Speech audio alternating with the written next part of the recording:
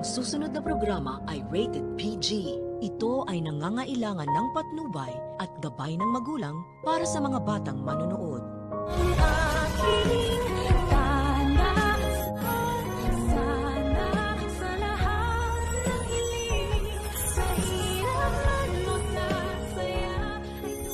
Ang sakaingotan naman talaga nitong si RJ, pagkat hindi na siya natuto sa maraming beses na panloloko at pagpapahiya sa kanila ni Moira. At sa kabila nga ng lahat ng mga yun ay nadadala pa rin siya ng mga pagdadrama ng mag-inang luka-luka.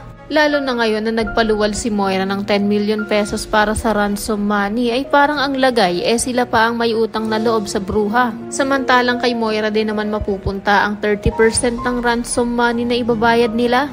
Kaya naman ang pumunta na nga si RJ sa transaction place nila ay pinaglaruan lang siya ng luka-luka. At sa takot naman ni RJ ay ibinigay niya na agad ng pera kahit na hindi niya pa nasigurado na ligtas na talaga ang tatay nila.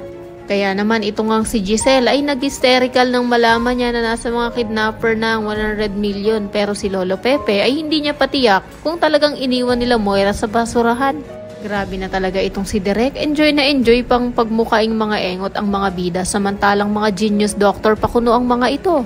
Kaya patunay lang na mas mautak pa rin talaga itong si Moira at Zoe. Kasi naman, dapat diniretso na agad sa kulungan itong si Moira nung nalaman pa lang ni RJ na ang bruha talaga ang tumulak sa kanya sa hagdan. Nakinonsinti din naman ng walang hiya at walang utang na loob na si Zoe. Pero kung inaakala naman ni Moira na basta-basta na lang silang makakasibat ng walang sabit ay nagkakamali sila. Dahil bukod sa nakita siya ng magkaibigang sina Ivan at Karen na kahina-hinala ang itsura. Pagkat mukha nga itong labandera habang may kinakausap sa cellphone.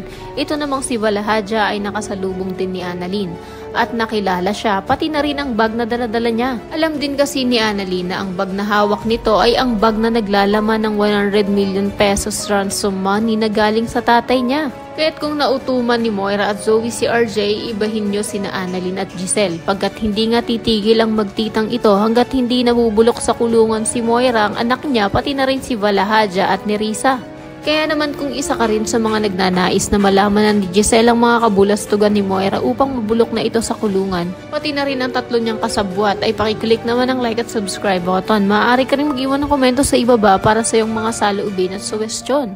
Maraming salamat sa iyong panonood.